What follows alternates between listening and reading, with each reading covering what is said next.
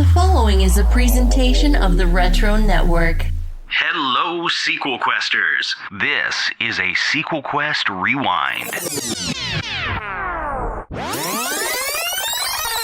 Diving back into the archive, all the way back to episode 3 from November of 2015, this is a sequel to Speed and Speed 2. Welcome to SequelQuest, the podcast where Adam, Jeff, and Jeremy invite you on a cinematic journey to create prequels, sequels, and reboots to your favorite movie franchises. Joined by special guests along the way. SequelQuest is go for launch, so let the adventure begin now.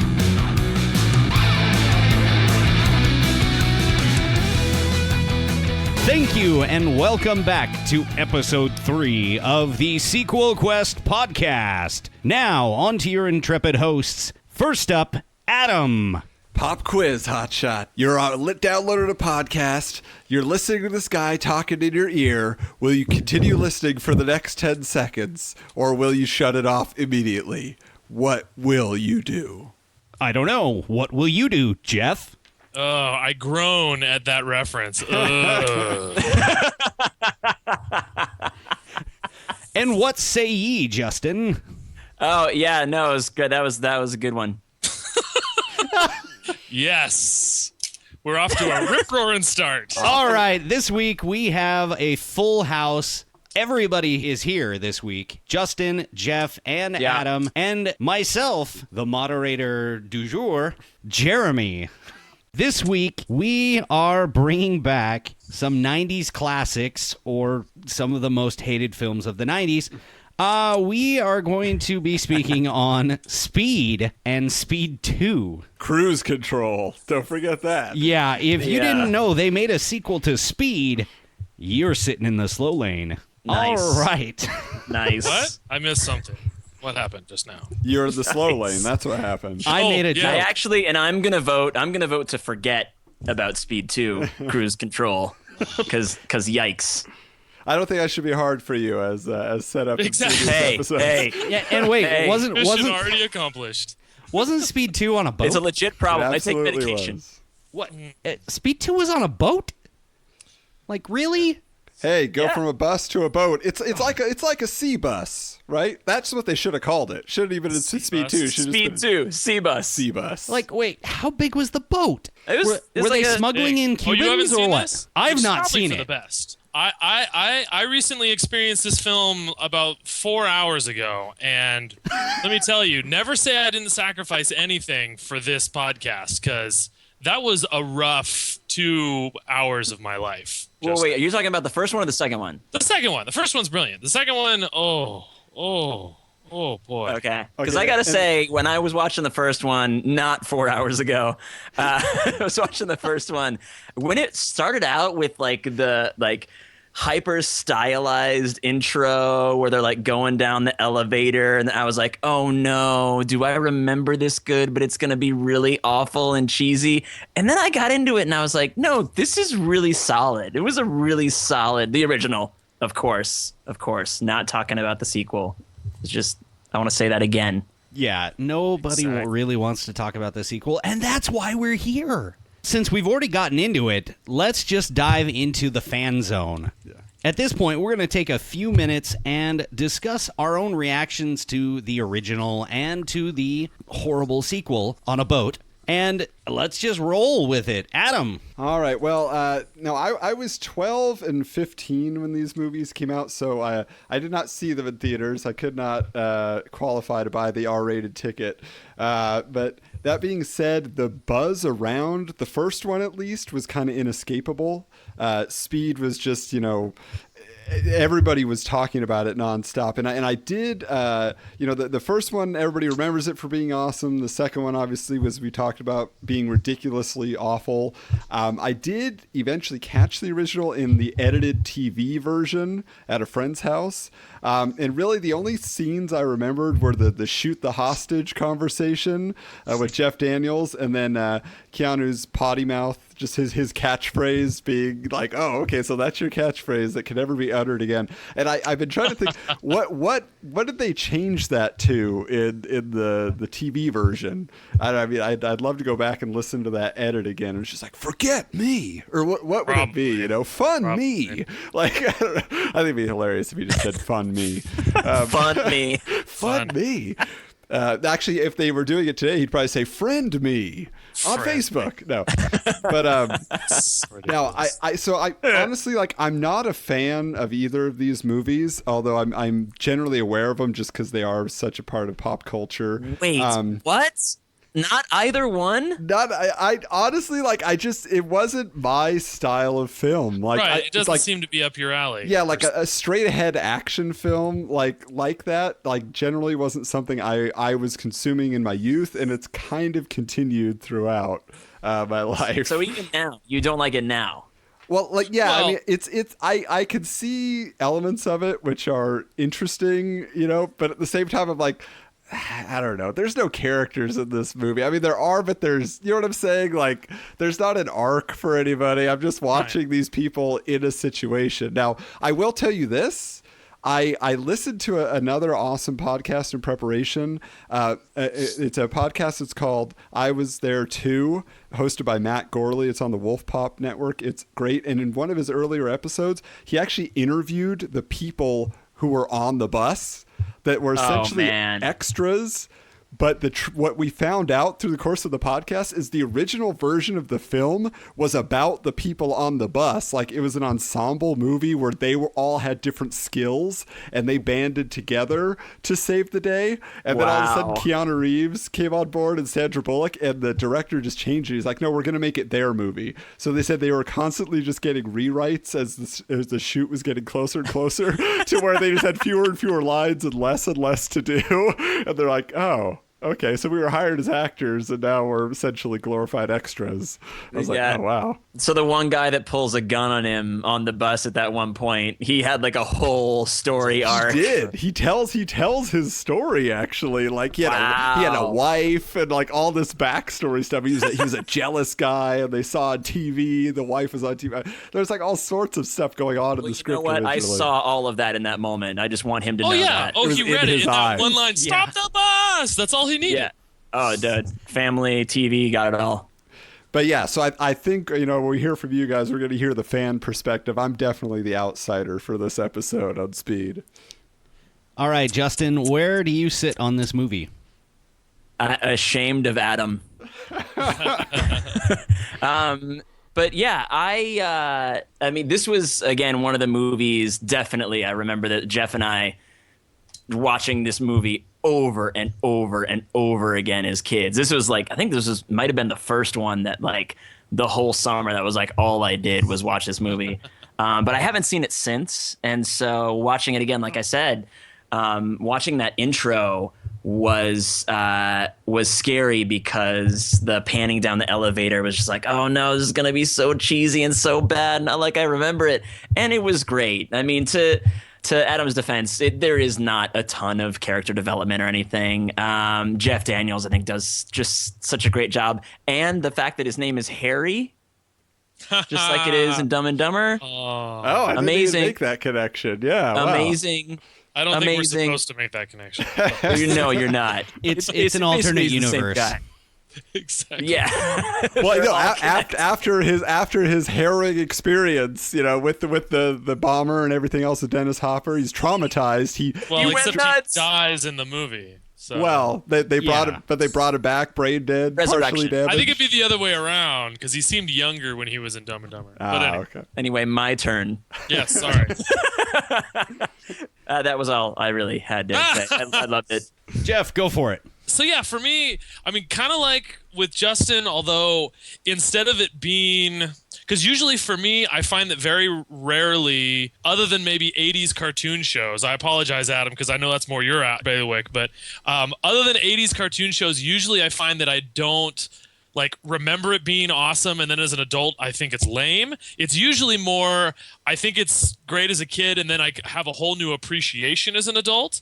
The interesting thing about Speed is that like that does not happen. Like I thought it was awesome as a kid, and I think it's awesome as an adult for the exact same reasons, because it's everything that you don't like about it. I think, Adam, is that it's not supposed to have character development. It's not supposed to be like, it's supposed to be exactly what it is. It's supposed to be a thrill a minute, action adventure where it's just like Keanu has nothing but cheesy lines and we love it. That's what it's supposed to be. It's supposed to be nothing, nothing but that.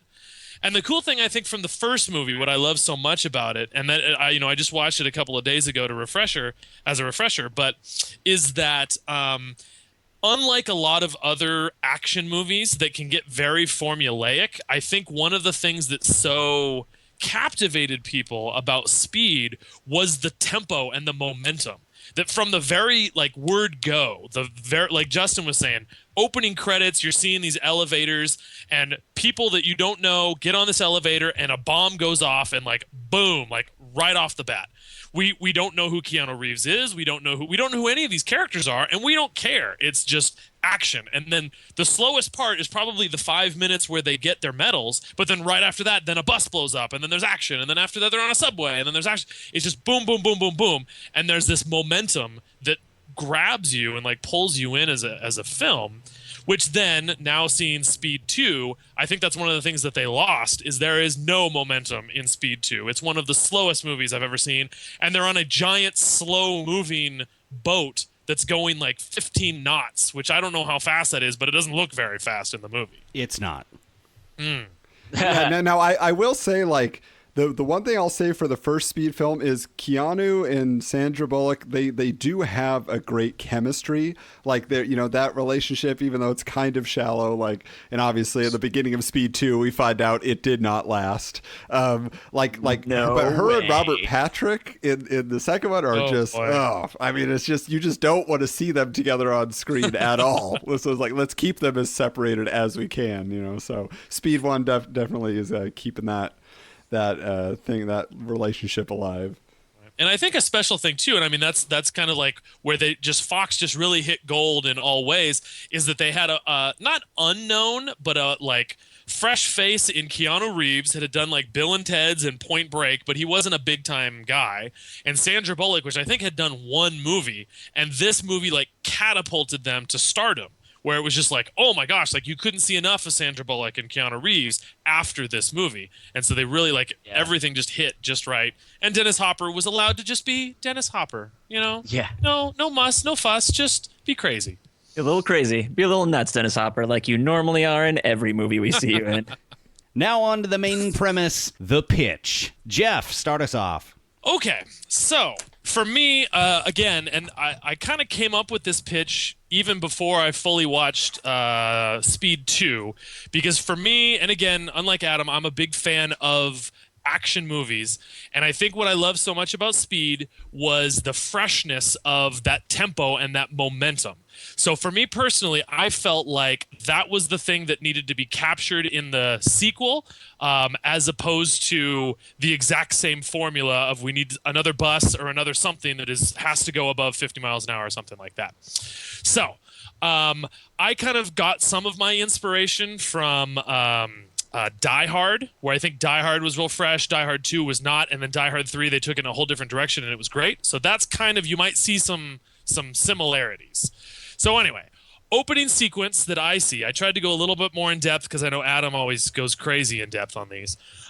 Opening sequence is people getting on and off of a subway. As the subway train is pulling away from the station, you see a little light or something on a timer bomb sort of a thing going on that pops on, and the subway train starts accelerating and goes up to a station and blows right through the station, and it just keeps accelerating and accelerating and accelerating, and the controller can't control it and everything like that. So then the cops get called, and of course, who are they going to call? They're going to call Jack Travers. So Keanu Reeves, Jack Travers, is called to miraculously come down a manhole, and he has to jump onto the train from the top, get into there, finds the device. He's working on it, and he can't quite figure out how to disarm it. But there's got to be a line where it's got to be something about like, oh, if only Harry, like, I don't know, because Harry died. So there's like Harry would know how to do this. So he's working on it. He can't disarm it, and then it's coming to the end of the line, and he's just like, okay, everybody to the back, blah blah. We're gonna crash, blah. But before it gets there, the train stops itself, and nobody knows why. So then it goes back to the precinct. They're kind of figuring out. He gets a phone call, or a phone call comes into the precinct, which says, I kind of like it starting off with pop quiz, which kind of creates that throwback where you're like, what? And so it's something along the lines of pop quiz. There are 10 bombs set to go off the city, around the city at exactly 12 p.m. What do you do? And so then he would say, like, I'd want to know where they are. And he said, like, okay. And then the caller on the phone would say, this is the way that it works. When a bomb is defused, it will tell you the address of the next bomb. But if anyone other than you disarms it, then they will all blow. And then it's kind of like, wait, but what about the first bomb is at this office building? Click. So then he has to go race. He's racing across town. He goes to the first office building, and he finds that the bomb is underneath the desk of Annie. Sandra Bullock. So they have this really awkward reunion because apparently they broke up, but she's there and blah, blah, blah. So he has to go in there. He disarms the bomb that's under Annie's desk. When he disarms it, he gets another address, and the address that he gets, Annie goes, wait a minute, that's my house. So then she tags along because they're going to Annie's house. So he goes to the second bomb and he has to disarm it, blah, blah, blah. Then he gets a third bomb, and it's also something that's connected to Annie. So then she kind of ends up getting kind of dragged along with this sort of a thing. Along the way, somehow, I hadn't worked out the exact details, but somehow Jack starts getting phone calls from the bomber where he is saying, like, the train was just a test and it's all about you, Jack. I really wanted you. And like Jack's asking him, like, why are you doing this? He's like, and he just kind of gives him no real answer, just like, just to have something to do or just whatever. He's really evasive. And every time the camera shows the phone, the person on the phone, all you see is their mouth. You don't actually see who this person is. So after like the third bomb is disarmed, Jack starts asking why, what's going on, what's the big thing. And then he figures out that there is this big shipment of, I just thought diamonds. I don't know if there was something fancier. Guns is too angry, just something expensive. Big shipment of diamonds that it must be that he's planning on getting these. And this is all a distraction from this. So this kind of continues on. Then Jack finds a way to actually get to the shipment of diamonds. But then when he gets there, he finally realizes there needs to be some other hook, like there's a bomb there or something like that. But he finds out that it's not actually the bombs, the 10 bombs around the city. It's not actually the diamonds either. All of it is actually a plot to try and get revenge on Jack himself. And so finally the big confrontation happens. Jack gets it down and finally finds the bomber, and the bomber turns out to be a horribly burned Jeff Daniels, who didn't die but blames all of his injuries on Jack. And so he's been the one trying to get his revenge through all of these bombs trying to kill Jack. So then, of course, the ending has to be this huge, big whatever. I kind of thought maybe as an homage to the second one, because they're already down at the docks with the diamonds, that there could be a boat crash and a giant bomb and explosion, blah, blah, blah. And then the movie ends with Annie and Jack reconnecting and making out. Wow, that is a twist. Yeah, no. Of course, making out, obviously. No, of course, Yeah. that's got to happen. Yeah, I got it. Dude, that's awesome. That was great. So I see what you were talking about a little bit, like with the Die Hard with a Vengeance type vibe to it. Yeah. And then, but I saw it coming. I was like, it's got to be Harry. But I think that's what's exciting is everybody's going to assume, and then maybe you're thinking, well, maybe it's not. But then it is, and you're like, oh, there he is. So Nice. I was like It's a also- Dennis Hopper's kid, maybe. Yeah. Well, I thought about, because again, that's the Die Hard thing. Yeah. is Right. It was his brother. Simon says. But the or one thing, whatever, and the sad thing is, the best one that I could come up with, my first idea, has already been done. That I thought the coolest thing for a sequel to Speed would have been Crank. Where if you guys have seen that movie, Yeah. where he's pumped I full had of that same adrenaline, idea. but it's been done. So I'm like, oh, so I Yeah. apologize if I just rained on anybody else's parade. But No. That's not what I wrote down, but Okay. I was just like, Speed, yes, the drug. it would have been but again, it's been done. Okay, Yeah. Adam, Adam, what's yours? Well, Jeff, here's the great news. My sequel, my version of It's a Speed page 3 and a half. is absolutely inspired by Crank. Oh, there we go.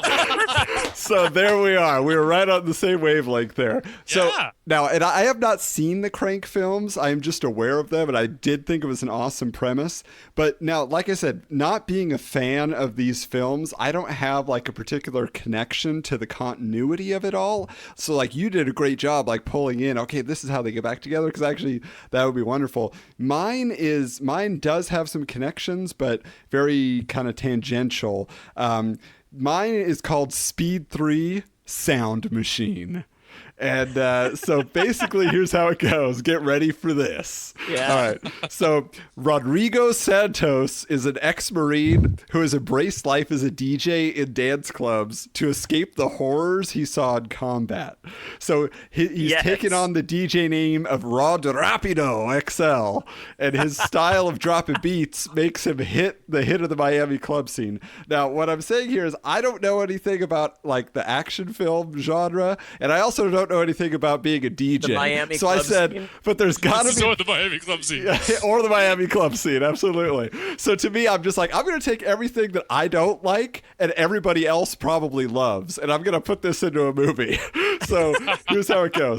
So Rod Rapido XL's signature moment in his DJing, tenure. Let me go over that again. So Rod Rapido XL's signature moment, like throughout his gigs, is that he goes out onto the dance floor and he can control his sound table from a tablet. So he's down there and he always dances with a hot girl. So in this particular club, there's this bartender named Kayla who he has like the hots for. So he always calls her out and they have their moment and he's controlling the sound table and changing the music to do his wooing of her. And now Rod's brother, Daniel, he fell into a life of drug dealing after he was discharged from the army due to an injury. And he's now gotten into hot water with a local drug lord named Titan because he's having a love affair with Titan's number one girl, this gal named Maxie. So they are kind of, he basically, Rod and Daniel meet up at the club, and Rod is kind of telling him, chastising him for his dangerous lifestyle. It's like, you're walking in a minefield, bro. Take it from a guy who knows. One wrong step and it's over. Just like cheesy lines like that. Now, Daniel challenges Rod, saying he's just running away from his fears and responsibilities. He's like, I'm not listening to you. So he leaves the club after he gets a text from Maxie saying, come meet me in my apartment. Now, from the DJ booth, Rod notices that Titan and his entourage are coming into the club, and it's clear they're looking for Daniel. So Rod is trying to run and get out to get in touch with his brother, but he gets captured by Titan and his men, and they see that Rod managed to get a text out to Daniel, telling him to run. So Rod is informed that Titan has all of his dealers equipped with a tracking chip so no one can make off with his inventory or kind of start their own deal on the side. And the chip has an additional feature of monitoring heartbeats so he can tell when someone's lying to him. So he's just kind of this, insecure psycho drug lord guy. So he also considers himself a romantic, and he believes that Daniel has soiled Maxie by being this liar, this cheater, and all this stuff. So he shows Rod that Maxie is actually dead by his hand, and so Titan had killed Maxie. So now he's like, I must defend her honor and kill Daniel because he caused me to do this. So Rod has interfered, so now he has to play the game too. So Rod's given the heart monitoring device and told to plug it into his sound table. And Titan informs him that he must keep the beat of his songs matching Daniel's beats per minute on his heart monitor, with a variation no longer than 2 minutes, or a bomb is going to blow up the club, and they'll be able to find Daniel because they're tracking him and they will assassinate him. Because Rod Rapido XL has brought so much business to the club that's actually owned by Titan, he informs him that he says, you know what? I'm going to spare Daniel and I'll give you a chance, until 5 a.m. If you can keep up this game, then you're in good shape. If you call the police, anything else, all bets are off. I blow the club. So Titan leaves 2 goons behind, but Rod manages to, disable them using his military training. He goes on the hunt for Daniel himself to try to save him, and he can control and monitor the sound table from his tablet, right? So he's got that with him, and he's on the run, keeping the party going, and while he's watching, Daniel's heartbeat, who is on the run himself, right? So it's back and forth. So really the music is playing an integral part in everything, it's totally keeping the pace of the film going. And so, of course, throughout the film, he's encountering different thugs, different people that get in his way. And, there's moments, the tablet or the phone gets knocked out of his hand, and now he's got to get to it, make sure that everything's in good shape. Now, at one point, when he does get separated from his device, and he realizes that he has lost the ability to control the mixing board, then he has to call Kayla at the club and get her up there and tell her what's going on. So she's now, running his board and all of that. And finally, it ends with a showdown. It's at the Miami shoreline. It's 5 a.m. Titan has Daniel. He's finally captured him, and he tells Rod he's not going to honor the deal. He's going to kill Daniel. He's going to blow up the club. He's going to collect the insurance money. Rod puts up a fight against Titan, takes out the rest of his bodyguards. He disables the detonator and finally gets him at gunpoint. And then Titan is using Daniel as a human shield. So Rod kind of has his shoot the hostage moment, and he fires a bullet through Daniel's leg, which then, kind of freaks out Titan. He runs off and jumps into his sports car, takes off into traffic, and just as he's, his erratic merging into traffic, he gets smashed by a city bus and he is killed. And then at the end of the film, Kayla shows up, to pick up Daniel and Rod, drive him to the hospital, and where they introduce her to her mom, who happens to be there, who is Sandra Bullock. So anyway, Nice. Kind of random. She's just there at the end. I was all over the place with this one, but obviously there's the Crank influences and all of that. But Adam, I absolutely love that no matter what happens in this movie, he's able to keep the party going. that's what it's all about. And I think that's really cool about the music. Like the music plays an integral Yeah. part. That's really important for a speed movie. You've got to keep that energy and keep that pace going. So Right. Yeah, because I was just throwing around a lot of ideas. I was like speed of sound, speed of thought, speed of, information. And then I what just kind of speed? Yeah. Totally. Yeah, I agree. The music part of it, like that I can visualize, or I guess not visualize, audiolize. Audiolize. that. Yeah. Yeah. That would be a cool, because you're right, and that's the thing too that I noticed about the second movie is the first one almost clichéic. Dun dun dun dun dun dun dun was everywhere. Like it was every second of the movie had that in it. In the second movie, there was none of that. So to have that music that really adds to that rising action and the suspense. So, and then connecting it, to the tempo, and I could just see as the tempo, as the the action is heating up, then the tempo of the music is, All right, Agreed. Justin, let's hear your take. All right. So I had a few different ideas actually this time. I think if they actually did Speed again today, that it would just be like a reboot, basically like Point Break. But I don't want to tell the story of Speed again, so I did something else. But my other idea was kind of weird. I was like, Keanu and Bullock's kid's school bus gets hijacked. Then they get to a fast car, then a plane, then space travel. Then they hit the fourth dimension, a la Interstellar. It ends weird. good. That shows promise. Yes, absolutely. So there was that one, and then the other one. So Harry, Jeff Daniels' daughter, is, and I always go with the it's being done today, because that to me always is the most interesting. But anyway, so this is if it were made today, something I think would be cool.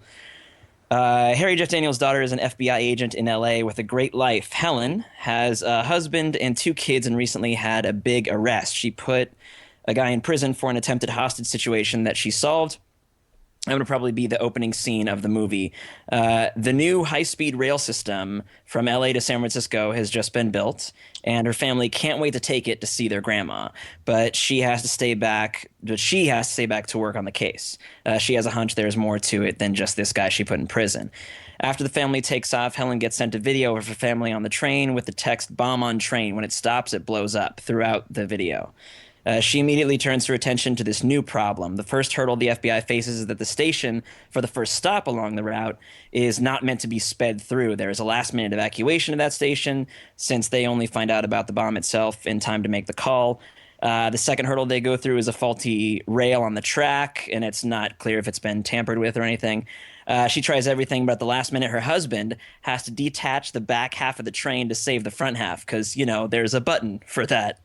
Helen then gets on the train through an access panel on the top after being dropped off by a plane. That works, right? And is about to save the day when we finally meet who is behind all of this. It's Jack, Keanu Reeves. The guy she put in prison was a patsy he was using.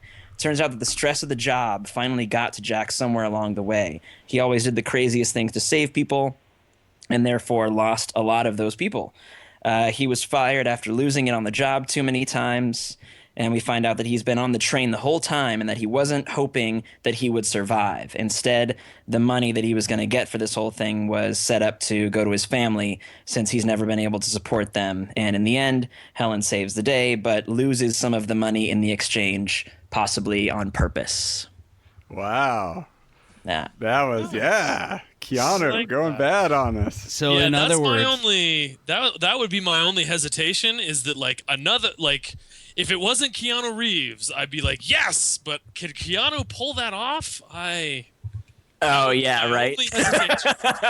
Can Keanu pull off Dennis Hopper? I don't know. Has he ever played a villain? I mean, can we think of a role where he has had anything close to that? He was the devil's son in The Devil's Advocate. Does that count? No, it does not. I mean, I like your idea, Jeff. Make it Harry. Make it her own father. Ooh, there you go. That would be a twist. Okay. That's that'd be a twist. Yeah. But anyway, yeah. So that's. I mean, obviously mine is out the window. I understand that as we get into the final pitch segment here. Well, and the tough part, the tough part with yours, Adam, that I kept thinking was the connection, where it's just like, why is this a speed movie? And I mean, you did the Sandra Bullock reference, which it's almost like if you did that at the beginning, then okay, like you'd get your Speed fans on board, and you're like, oh, it's Speed 3, okay, and even if it goes a completely different direction. Yeah. Well, I really took that idea. Like I was just saying, Fast and Furious Tokyo Drift, Vin Diesel just shows up right at the end. I was like, yeah, it's a Fast and Furious movie. There's Vin Diesel right there. So that's what I was thinking. You could get away with it. Come on, just throw Sandra Bullock there at the end. But no, I know what you're saying. Didn't nobody like Tokyo Drift? Hey, that's a great film.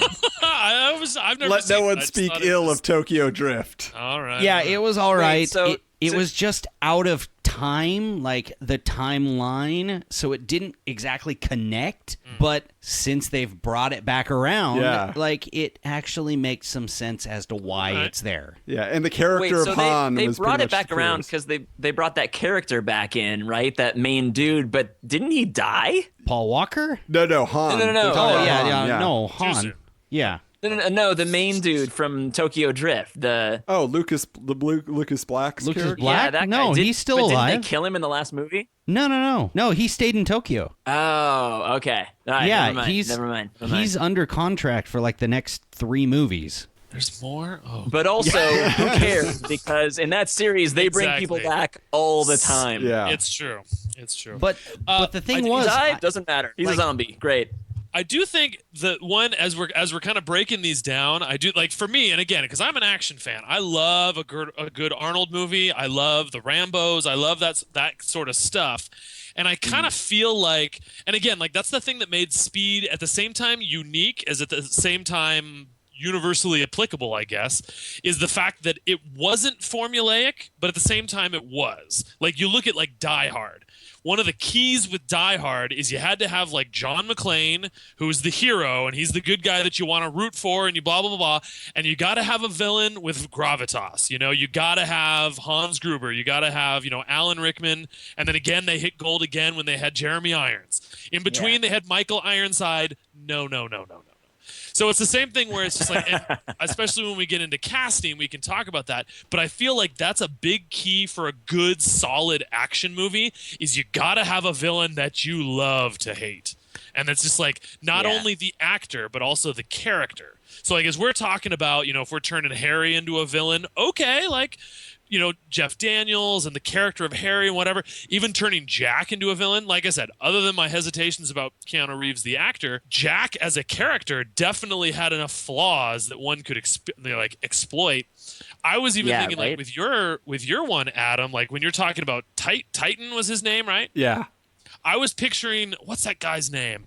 The little guy who was, I don't know if any of you guys watched Breaking Bad. Well, Pitbull. No, but he was the first bad guy in Breaking Bad. He was, gosh, I can't remember that guy's name. Tulo, yes. Yeah. He's that guy who was in every action movie in the 90s, but he's just kind of like this little Mexican guy who's just kind of like gets in your face, and like he would be an interesting choice for something like that because you got to have a big villain. We just jump right into it. Everything's been flowing so naturally right now. So when I kind of hear both your pitches, like what I see is like we have the twist of characters that were formerly the heroic, and now they've been damaged, and now they're moving into this realm of we kind of have a new hero possibly if we go with Harry's daughter, or we say that Jack is the character who's still cracked. at it. Yeah, and he's cracked. Or is, as in Jeff's premise, he's still doing what he was doing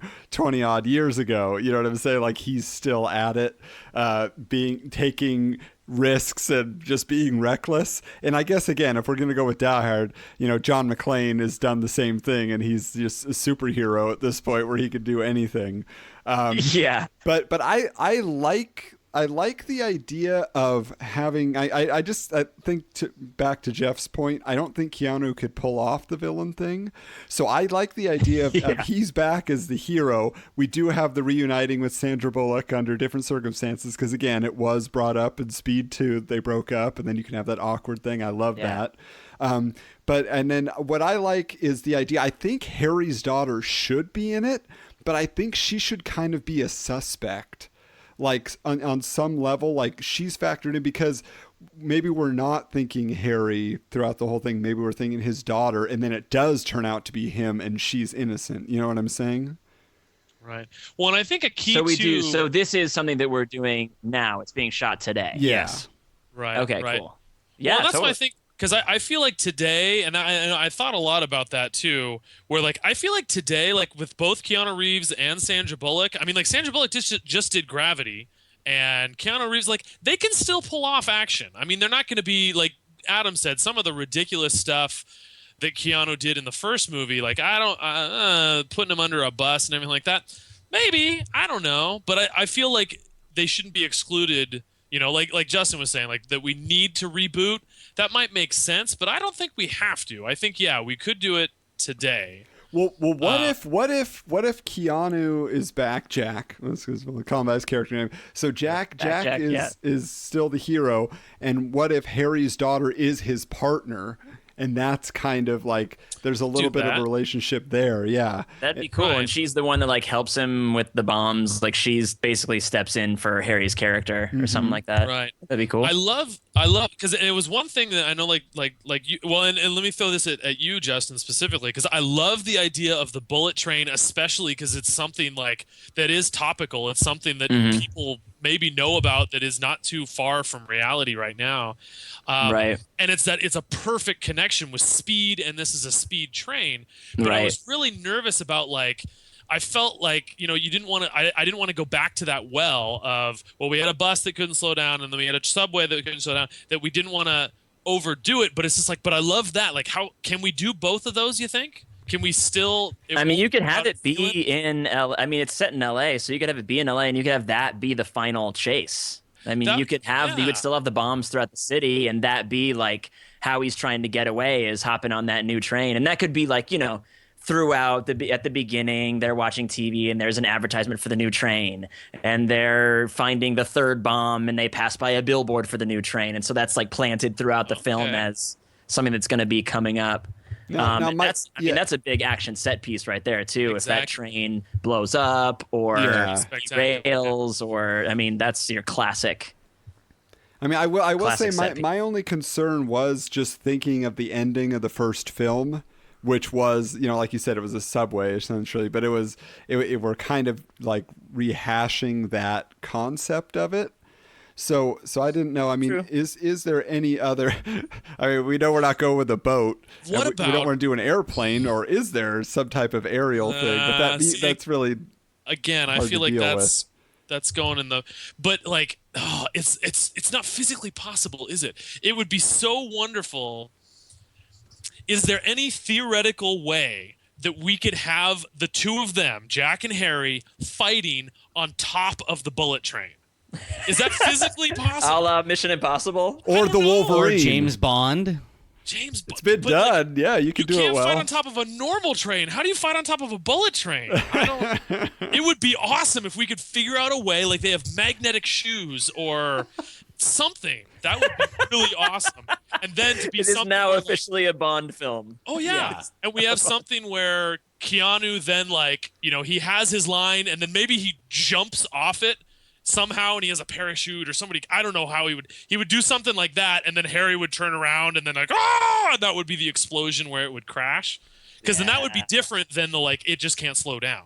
Right. I mean, I definitely think if the end of the movie is on that bullet train is crashing and blowing up, and it's going to be a huge mess, and we're going to eat popcorn while we watch it. Yeah. The other element I want to add then is can we, because when I look at it, I'm also getting a tinge of GoldenEye. It's definitely kind of that GoldenEye relationship type thing that they have in a way. Oh yeah, okay. Right. But my thought is, again, because I still love the idea of having the daughter in there as an integral part of it. So what if at the end, it's not, Keanu doesn't kill Harry or he doesn't blow him up, but it's the daughter that has to make the choice.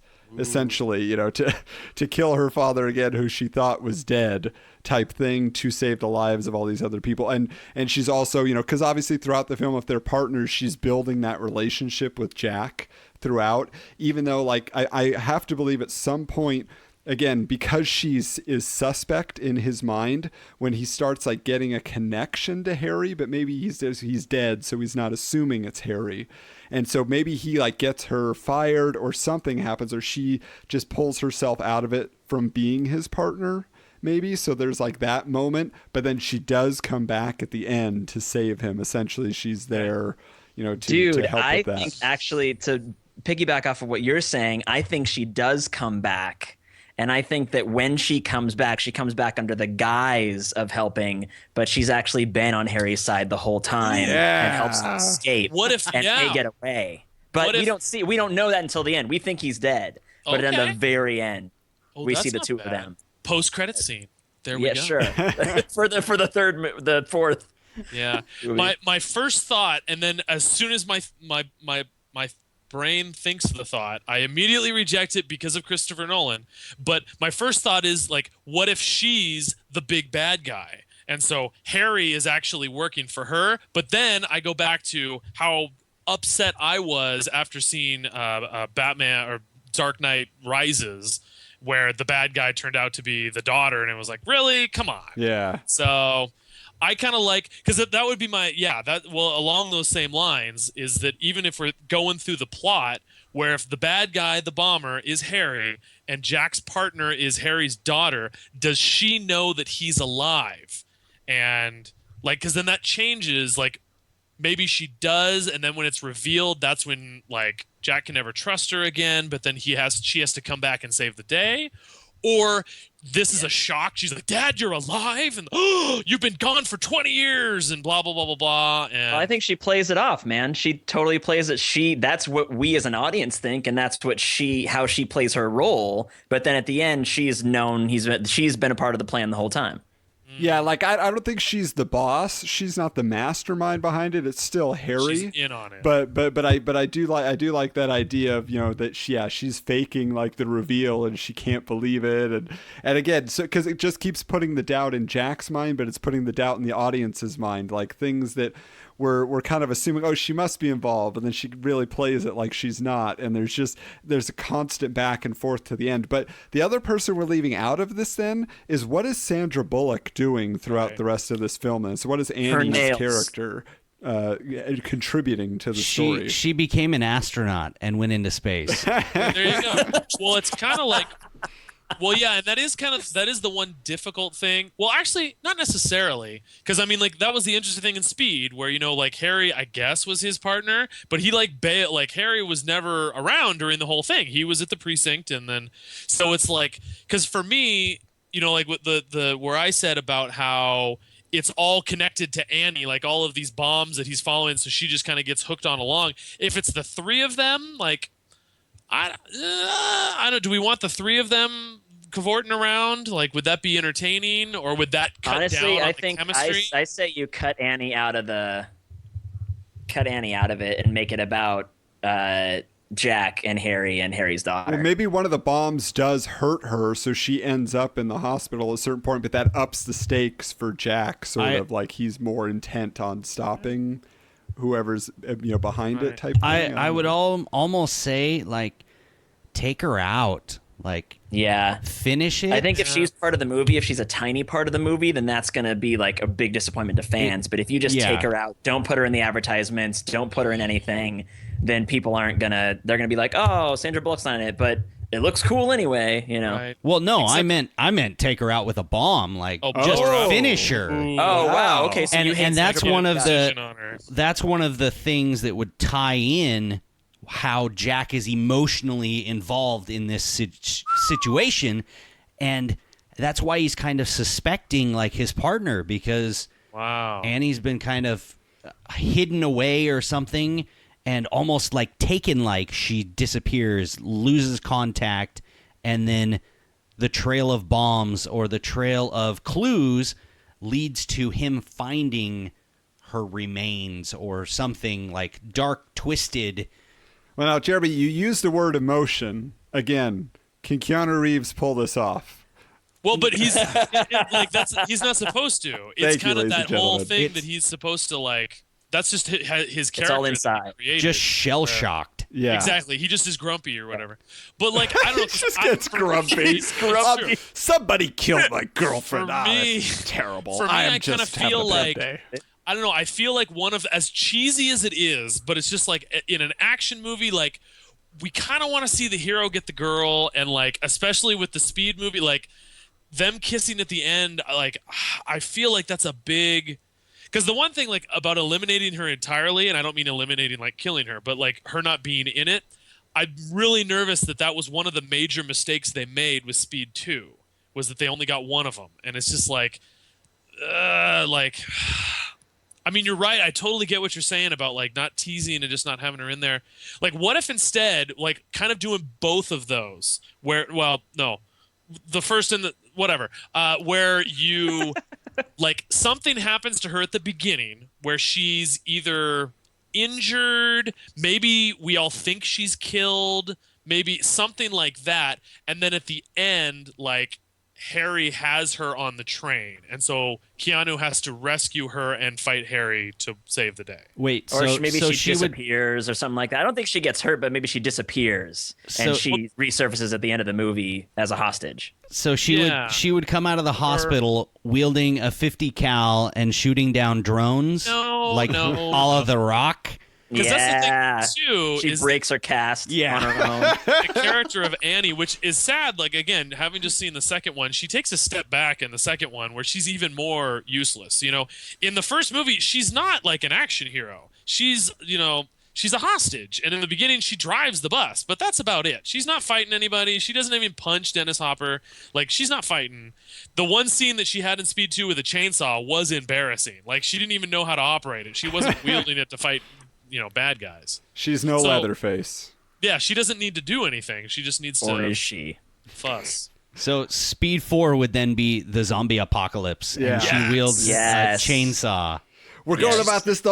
Let's scrap everything. Zombie Speed. No. That was World War Z.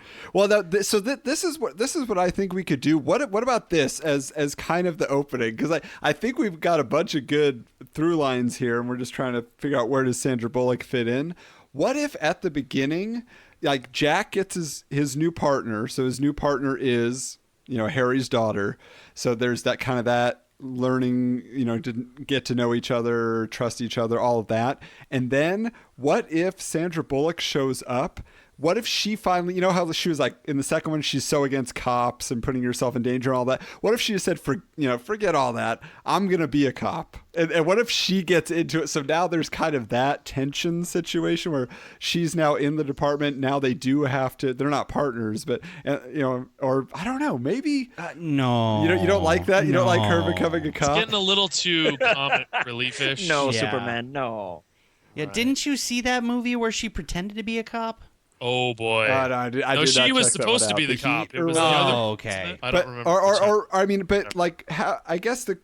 How are they going to? Are we just saying it's the bomb situation that then is what gets them connected again? Because the first bomb second bomb is related. I would to definitely her? say there's a trail of situations, maybe not a bomb every time because that would be tiring and repetitive, but lead it along and the trail leads to her, and potentially the whole time maybe the daughter knows, maybe she doesn't, that her dad's alive, but it's been Harry all along orchestrating her getting into the academy, becoming his partner, getting close to him, and unknowingly or knowingly just being the informant for him, and yet being his hand on the scene kind of thing. Okay, and then I think just to go, if we're just gonna go in that direction, then so now again I think she should know. I think Justin's point is valid that it's much more exciting if she was in on it the whole time. Actually, you know what? Now that, sorry to interrupt, Adam, I think that now that Jeremy's brought that in, I think that to solve Jeff's problem and to solve the to solve all the problems, to not have Sandra Bullock in it. To have Harry's daughter be a star, someone who's very famous and that people love, and Jennifer Lawrence? Have Jennifer Lawrence. Gosh, Hell yes. Enough. I can't Give someone else a chance. Come on. So somebody, another star, up and comer, whatever. Have that be have Sandra Bullock then be separated. Sandra Bullock's not in the movie, but have her be the love interest. But she is unknowingly the whole time Jeff Daniels eyes on you. Somehow she's got a camera on her. She's got a bug that she's got on her. So he's tracking them the whole time. Whatever. His whole plot was to get her into the academy, get her to be his. He's orchestrated it the whole time. But she's innocent, and at the end, they do fall in love, despite the fact that her dad is beheaded and blown up in a giant explosion on a high-speed rail. And that Jack is, 20 years her senior? Yeah. They're not. She's Maybe older. there should be a love story, but there's like maybe Jack becomes late. more like the father figure that she didn't have now that her dad was dead, type thing. Like he's the kind of the more gross. paternal. Yeah, this is quickly nosediving. Why is there a father figure romance? No. No. I'm just saying no Not that kind romance, of no movie. romance in this scenario. But Just make him a male cougar. Like, really? Like, he's into the young ladies and she That's likes called the a older creeper. guys. That in most movies today, the age difference between the guy and the girl that fall in love is a little far, many years. Yeah. I think we need to keep Sandra Bullock in it because Jeff's point earlier was strong, is we do need that chemistry. I think that's important. But I think we do have to figure out, because it's like, when he's on the job, he's with Harry's daughter. Okay. And when he, and yes, the whole movie is kind of them on the job, but I think there needs to be these scenes aside. It won't be as high octane as the first film, and where he is with Sandra Bullock for a portion of that, and the daughter is gone. So that's why there is the suspect kind of situation where he's not sure, because she was gone during this period where stuff was happening, type of thing. Right. And he's with Sandra Bullock in that moment, dealing with everything. But I do believe she does have to die. She does have to get blown up by one of the bombs. I think that's because it'll be unexpected, and it'll be like they really did it. They actually killed her character type thing, and it makes it huge. And then, yes, maybe at the end she's not really dead and she comes back. But yeah, obviously Speed 4 is she's now the villain. Anybody who gets blown up, everybody dies, comes back evil. Right. Well, because I do think, because again, I'm a believer that the magic of Speed and what made Speed so appealing was the fact that there wasn't what's their home life like? How are they with their wives? Nobody cares. That's so it's we can't do let's have a scene with Keanu and Sandra at their home. I just don't think something like that would work. No. But that's where I still feel especially because if we do the bombs placed around the city idea, is that there's got to be that connection where Keanu is wait a minute, these all seem very, very familiar. And so it's that's why I feel it can be, that can be how you're drawing Sandra Bullock in, because they're, that's what makes it obvious that he's targeting Jack. Right, and she's reluctant to be a part of it the whole time, just like in all the other movies, where she's what's going on here? I just, that type of attitude, no, what's, so I think that would play very well. I just had it. If you want someone to blow up, opening scene, we blow up Jason Patrick. Yes! He blows Go for it. Everybody celebrate. Oh, Jason Patrick. I think earlier I called him Robert Patrick, which would be awesome too. Get the T-1000 in there, and you got a whole new movie. So, just so I'm understanding, so it sounds like we pretty much have it figured out, right? Well, yeah, plot-wise. Now let's talk about some of our cast and crew, review who we have, who's still around, who can we bring in. Well, just off the bat, just to check them off, we have Keanu back, we have Sandra Bullock back, and then we have Jeff Daniels will be back at the end as barbecued Harry. I would kind of like to throw a shout out to give a cameo to Alan Ruck. I think that would be enjoyable. Yeah. He's just great in anything, so throw him in there. And Toon Man. Toon Man? Yeah, the guy in the car. Oh, who was in the second one too? Who was in the second one? He was the hero in the second one. It was very awkward. He can be in there. I guess he'll definitely have his moment. Now, what about for Harry's daughter? I'm just going to throw this out there just because I want to see her in more movies. She was my favorite part of G.I. Joe, The Rise of Cobra. But Rachel Nichols, I don't know if you remember her. She played a Scarlet, and she's just the hottest thing ever on screen. My wife's going to listen to this. Sorry, dear. Good. You're beautiful. She is burning up the screen. Your wife's not on screen, so you're off the hook. Yeah, exactly. I have no intentions here. But I just think she's so engaging, and she is like Justin was saying, a young up and coming type actress that I don't think you want a super name in that role necessarily. Maybe that is kind of somebody's breakout role in a way. Yeah. So I throw that out there as one possible suggestion. What do you guys have? Well, what was her name again? Rachel Nichols. Rachel Nichols. Yes, definitely look her up. What are you talking about? Yeah, because my first thought, although you're right, I do like that idea where it's it'd be good to get an up and comer as opposed to a pre-established like a Jessica Alba or something like that. Yeah, no Megan Fox, please. No Megan Fox. What about Chloe Grace Moritz? Oh yeah, she's what? Is she 20 something now? 19? 20? Yeah, I don't know. She's out of not the hit girl anymore. Age, I guess. Well, what was her last thing though?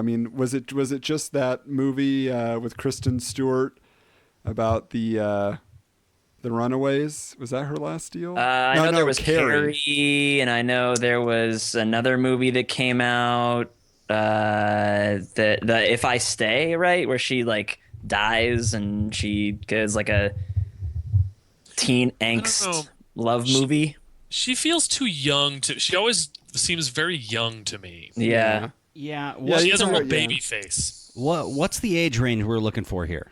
I'm thinking like 25 to 30, somewhere in there. I'd agree. Yeah, Rachel Nichols. She looks older. Mm-hmm. Granted, she's 35, Yeah. but older than the age range we'd really be looking for here. Because you're looking for somebody who's She's fired. a couple years out of the academy, has worked her Yeah. way up to being on the bomb squad or the high pressure situations Right. as partner with the guy who's always involved with everything that goes on. Anne Hathaway. Oh, much younger. What about Mila Kunis? Oh, dude. Did you see Jupiter Ascending? I did. I I I like. don't know that she's got it quite. I love her By the on way, I that hope all 70s of these show. people end up listening to this podcast so they can Perfect. hear us So we can judging the judge crap them. out of them. I Too much think of they a would. baby face. I think they would agree on Jupiter Ascending. Like, Mila's like, yeah, that was crap. yeah, horrible movie, but decent actors. Yeah. You know, someone else that kind of has the more serious style to her, I was thinking was like Kristen Bell. I mean, I know she's a little bit older too, but I feel like she could kind of play that kind of hard-nosed style too. I don't know if you guys Yeah, I watch like Veronica her. Mars or anything like that. I don't know. She always just seems so sarcastic to me. Is that Yeah, just me? a little bit. Where she just seems. But I like mean, she's couldn't that work in her favor, sort of, like, because again, you don't know if is she kind of hiding her emotions because she's damaged for the death of her father, or is she hiding about, it because she's what about Kate evil? Mara? You know, Kate Mara. Kate Mara. I don't want She to was in say Fantastic it, but Four. Fantastic She Four. was in. Oh yeah. That's not She was in bad. House of She's Cards. in the wheelhouse, and she Yeah. looks like she could actually be related to Jeff Daniels. That's true. Amanda Seyfried. How do you say it? The girl from Seafried. Ted. Seyfried. I don't see she her looks too doing much it. like an anime character. Giant eyes. I don't see her Again, as a I hard-nosed really cop. hope they all can listen to these. Right. What about how about this one? What if we go for like a as opposed to discovering, this is a rebirth, Lindsay Lohan. Oh wow. She definitely looks older than that age range. Does she now? Yeah, she's Oh, had those Hard drugs, living. Years of hard man. living.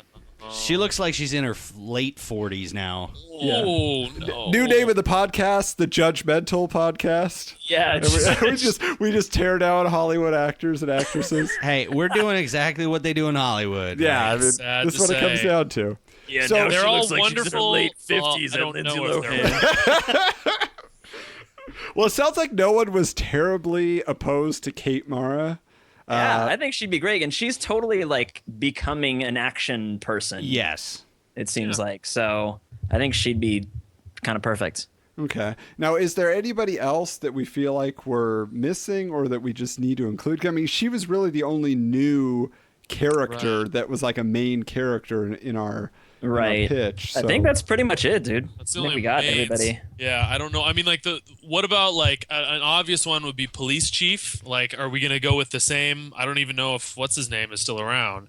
The guy that did it in the first one. Oh yeah, total that same guy. Is he He still? was in Terminator 2 as well. Oh, you're right. That's that guy. Miles Dyson, yeah. Yeah, he was Yeah. he was a But he was head of the SWAT. I don't think he was the police chief, was he? He did breathe. What? He was just head of the SWAT team, wasn't Well, he? he was his boss. Basically, Oh, Keanu right. Reeves' Yeah, he was the- boss. Yeah, Joe Morton, right? right. Yeah, Joe Yeah, I Morton. think so. He's a little on the older side now. But maybe that would be great. You know, he's just like, Jack, you've been putting me through this for years. You know, like he's just like, He is still alive. What about Peter Dinklage as the boss? oh, come on. When in doubt? He's amazing. He's pretty Just much in saying. everything now. He Yeah. is, but I do have to say that Justin is the one who introduced me to Peter Dinklage as an actor years and years ago. Say, we got to go see this movie, The Station Agent. Dude, which I is a great movie. still have that movie on DVD. It's so good. It is. It's good. It's so good.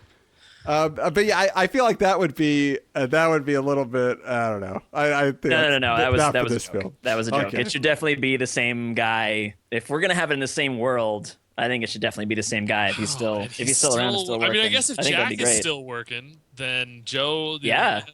then the boss could still be working. Yeah, and I think you're right with Alan Ruck, because one of my suggestions was going to be we do need somebody who was on that bus Right. to factor in. And just like I said, just a cameo. Yeah, but maybe that's where one of the bombs is planted again to connect everything. Is with Alan Ruck somewhere, because he was the guy who was the most nervous and thinking they weren't going to survive and all that. You know, so I think that'd be perfect for him to show up in that kind of role.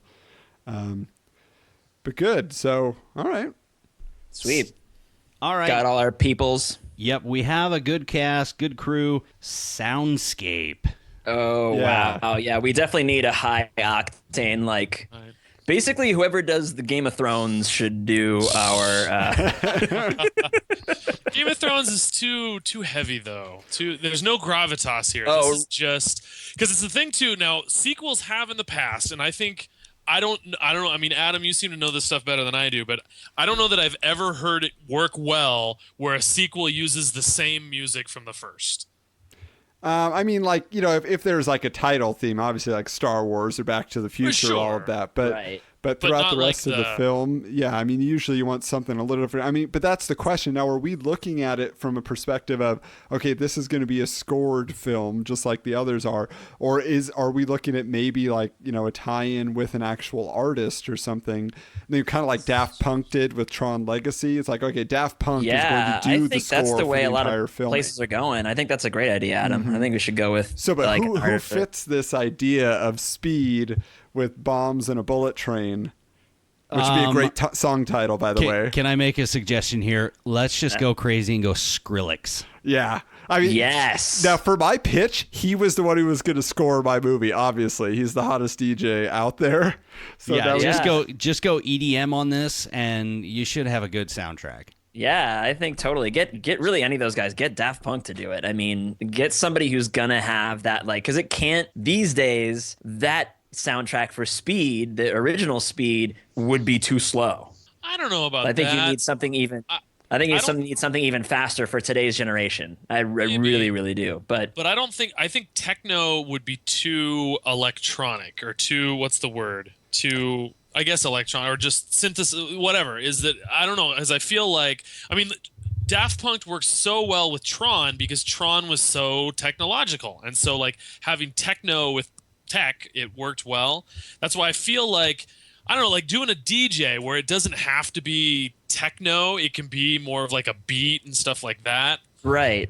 Then it seems what like a lot of people are doing these days, and I think that what would work well is if you had somebody like Skrillex, or you had somebody that I don't know if they've done a ton of movies or TV or anything like that, have this be like their debut and have it not be, you know, like Jeff was saying, it wouldn't fit if it was a like techno, super techno style, but have them go in the style of the original Speed, but bring it up to date and make it new. And Yeah, I mean, because otherwise you're going to get like Hans Zimmer in The Dark Knight, where it's just a bunch of noises, you know, and I don't think we want that either. So I think that's fair, where you kind of leave it open to an artist that can kind of just sculpt it and say, okay, this is what I do. Because I like Trent Reznor did for The Social Network. Again, it didn't sound like Nine Inch Nails. You know, he just produced a score that worked. So yeah, I think that's great. But let's throw Skrillex a bone here. Let's get him into Hollywood doing that kind of stuff. We have the power. Let's get him away from Bieber. oh my God, guys, Justin Bieber does the main song. The credits roll, and it's "Where Are You Now?" Beekaboo, kaboo, boo, boo, boo, boo, boo, kaboo. That's how that song goes, right? That's pretty close. I'm happy to say I know zero Justin Bieber songs. I could not name one. Man, you got to turn on the radio. The what? I know, Wait, right? you have a radio? I know. What? The radio. I used to. I now have the Bluetooth, and the radio's going out the door. I didn't think Gotcha. Priuses came with radios. Don't they have like, something? No. I mean, it does have a radio on it, but I don't press that button. Oh, okay. My radio is a 90s ultimate playlist on my iPod. Nice. I have not progressed past 1999. Oh, you are missing so much. Says the DJ. Yeah. Okay, so one thing that we are missing with this, if we're going to market this as like we saw the colossal failure that Speed 2 was. Oh God, yeah. We need an insane title that's going to grab the attention. We also need to figure out how we can pitch this to the general public as not just a straight-to-DVD sequel. Okay? Well, first of all, I just have to say, the logo itself, Speed, it's Speed 3, essentially, but the S at the beginning has to be a 3. Like they did with like the Fantastic Four movie just came out. Why do we come back to this film? We always talk about the new Fantastic Four. The S? Well, no, because they did. Or the E? The S, but I guess you're right. It probably would make more sense. But there's 2 E's, so I would say like make the S at the beginning kind of stylized to be a 3, and it's threed. It's threed, which is what everybody would call it. Yeah, I don't know. But otherwise, God. I don't know. Yes. That's what people are doing these days. You know. I second Adam's threed. I want it to be threed so badly. Well, and I think, Jeremy, to start off, like, for one, and it's why people went to go see Speed 2 even though it was horrible, was because Sandra Bullock was in it.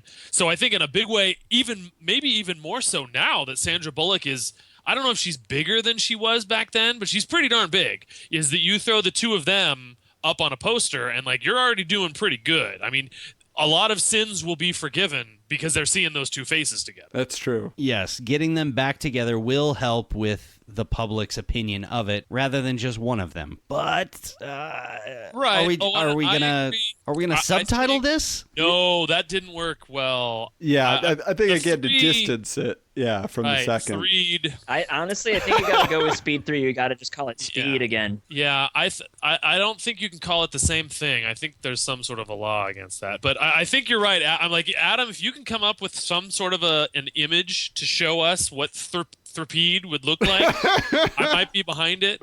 But I do kind of like it's funny too, because I'm looking at the original poster right now where it just shows Keanu staring right at us and a bus bursting through flames, which never happened in the movie. I don't know what they just added flames to it jumping over the overpass. No, dude, when the bus blows up, when he gets the call. Well, what if it's? I don't think that's what they're showing us, though. I think no, definitely that's not what they're showing us. But so the same thing to show, like, because then they tried to do something similar with Speed 2, except for they made the entire poster like look like they were, I don't know what you know what I'm talking about, where there's those lines that run all the way through the poster to make it look fast. It was horrible. It just gives me chills looking at it. It was just Jason Patrick and Sandra Bullock kind of close up, right? It was just a close up picture of the two of them. Exactly. With those speed lines, yeah. So it wasn't like, it was just at an angle. It was kind of odd. So I mean, if we're looking at the poster art, obviously, like in this case, we're talking about the set. You know, we have the bombs and we have the bullet train type situation. But do we really need to show that, or I guess what I'm trying to. Do we want to reveal anything in the poster? Because like what came to my mind, it gives it away. Like would be him holding Sandra Bullock, who has been blown to bits, type thing. But that's too much. We're giving too much away. Just make it the words. You just make it the three-peed. I don't think that's with their names, Bullock, Reeves, or whatever. I agree with Jeremy, though. I feel like that's not quite enough anymore because of Speed 2. Like I feel like we need something to let them know, hey guys, we got it this time. Don't worry. Like, please forgive us, but trust us. Like, it's not just that we got these two, but we actually got something else. Where like maybe I think if they see their names on it. I mean, I watch trailers on iTunes trailers on my Apple TV, and like you see who's in it. So if I saw Speed 3 and I was like, oh crap, that could be terrible, but I'm gonna click on it because I'm a Speed fan, and I see the cast, I'm like, yes. Now what if it's lenticular? So the poster is there, and it does just say the Thrupede, and then Love it. And then but as you walk past it, then you do see Keanu and Sandra Bullock kind of beneath it, so they kind of appear, with like very intense action star faces, maybe an explosion behind them, but it's just kind of the poster itself is like an interesting marketing live billboard type thing where you see that occur, and maybe that kind of helps the scenario. Well, you get both. I wonder, because for me, the whole idea was that the concept of the speed in the movie was going to be the fact that he had to rush from bomb to bomb to bomb to bomb. Right. So that could be like to show, and I hadn't figured out how they were going to get there. Like it could show the two of them on a motorcycle, like blaze into an intersection or something action oriented to let them know that it's not a boring trip on a boat this time. Yeah, no, I think that works. I mean, is there any other type of vehicle right now that's not a Segway, that's like the vehicle of the future, that's not a smart car? Dude, we could have them on one of those things where like you just kind of, not a Segway, it's a Segway without the handles. They always called the quote hoverboard, but it is not a hoverboard. What about the non-hoverboard? Hoverboard. What about what are they called? The magnetic electric ones. Shoot. Not Luxor. What the heck are those cars called? Nobody? It's not ringing a bell with anyone? Tesla? The magnetic Tesla. electric. Yes. Tesla car? All right. Those are kind of cars of the future. What if because it's the same thing, But are they fast? Oh, they are. Dude, they are crazy fast. I test drove They've one. gotten the other day. insane mode. Did you? Oh, really? Yeah, it was amazing. Tesla it is then. That's awesome. Because you gotta, we're trying to offer something new, and it's it's not the crux of the film, but there's like, and then Tesla is all tied into the marketing boost for them, boost for the film, and I think that's great because you're right. Then it does make it 21st century. It's like, here is something new you're gonna want to see. Three-peed Tesla. Tesla presents Thrupede. When Harry killed Annie. Speaking of which, if we're going with love that, story. now the tagline for the first film was terrible. I mean, it was Most of them in the 90s were terrible. yeah, that's true. What was the tagline? It was. Are you ready for rush hour? I think is what it was. It was just like, Which is all you needed in the 90s. That Yeah. worked. right. But before the rush hour films came out, possibly the inspiration to get Jackie Isn't that Chan the and Chris amazing Tucker together. Speed. Are you ready for Rush Hour? It's like Chris Tucker and Jackie Chan. Why didn't we think of that one? It was a prequel.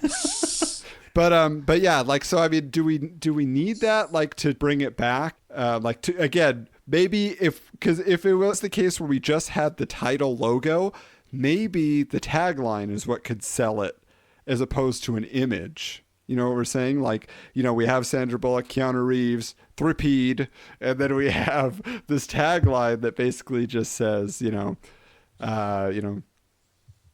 can't kill momentum even 20 years on or something. That's terrible. But I'm saying, like, something already in theaters, JK.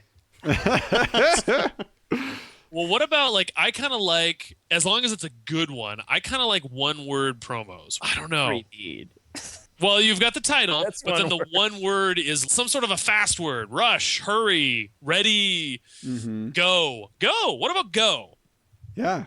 Actually, that could be. Does that work? Just Go. Force minimalist. go. Yeah, just go. But it's not written. It's not speed go. Yeah. But it's speed. But then, like, it's almost like the quote from it is That's go.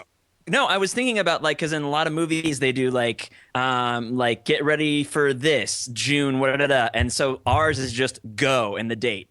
And that should be what the actual, whoever the mastermind is, how he's communicating after he gives the first introduction to Jack, like, hey, this is what's happening now, and then you just go, and then that's the beginning. So that could be like that epic moment of the film. That kicks it off. So that's why we use it. It's just go. And that's the end of our trailer, the end of our teaser trailer Yep. too. Yeah. That's good. Bring it on. And it's like go because it's speed. Also go see the movie. Go also everything. go use the bathroom because that trailer was so amazing, It works on so many levels. dude. Well, awesome. I don't know. I'm getting excited for this. I didn't care about the other two, but this one sounds like it's got something. I have speed bumps. Yes. Yes. You worked it in. You've been waiting all show to put in that joke. All right. Any parting thoughts? Go Speed.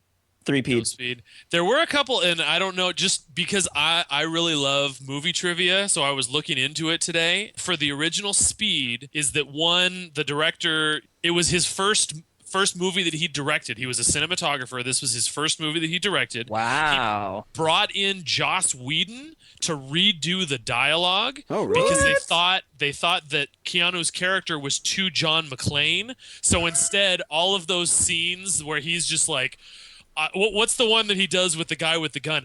I don't care about your crime. I'm sure you're sorry. That was all Joss Whedon, because he's a real sensitive guy. And I guess Keanu said, like, from his studying in Point Break, he's like, no, cops really care about people. So he was supposed to be the compassionate guy. Yeah, I got that from his performance. Exactly. Yeah. Apparently, when they finished making it, or even like they finished making it and the buzz had already started, like the word of mouth spread about the movie even before it came out. And so the director always said, I will never make a sequel. It doesn't need a sequel. It's not supposed to have a sequel. But then Fox was like, no, you need a sequel. And they expected, even before the movie came out, they expected Keanu and Sandra Bullock to make a sequel, even though it wasn't in their contract. Both of them saw the script for Speed 2. Neither of them wanted to do it.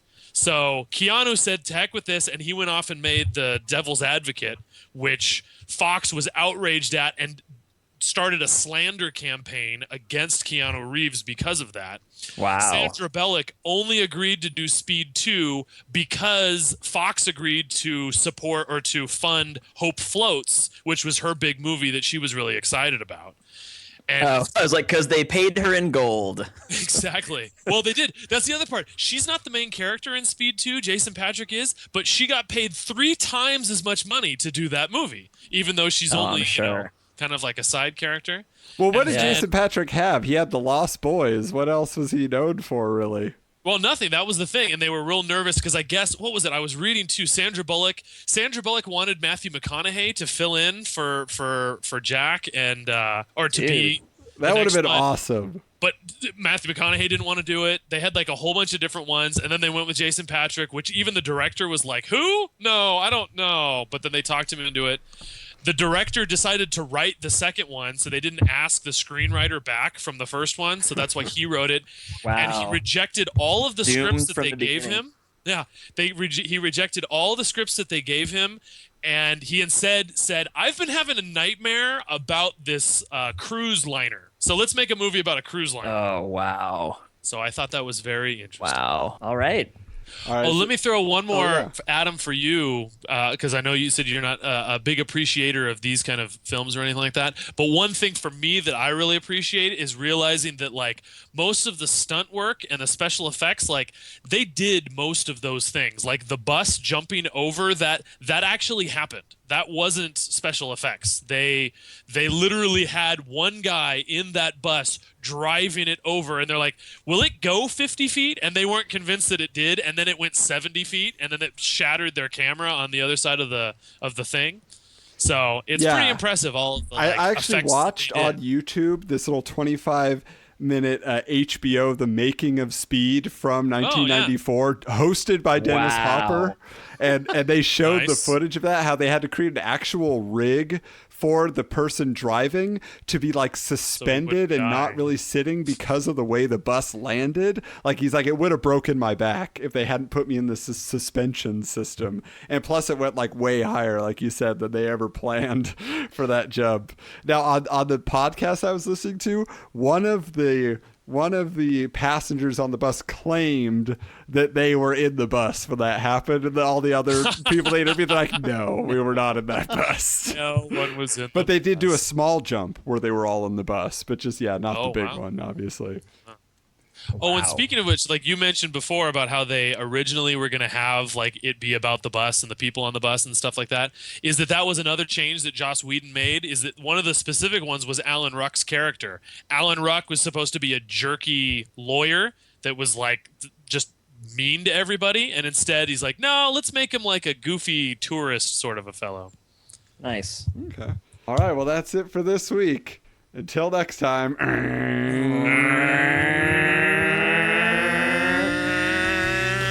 Go! We thank you for listening to this episode of SequelQuest and invite you to continue the fake movie fun on social media. Submit your ideas for future episodes to sequelquestpod@gmail.com or SQPod on Twitter. The films and characters discussed on SequelQuest are the property of their respective studios and license holders. No copyright infringement is intended. This has been a presentation of the Retro Network.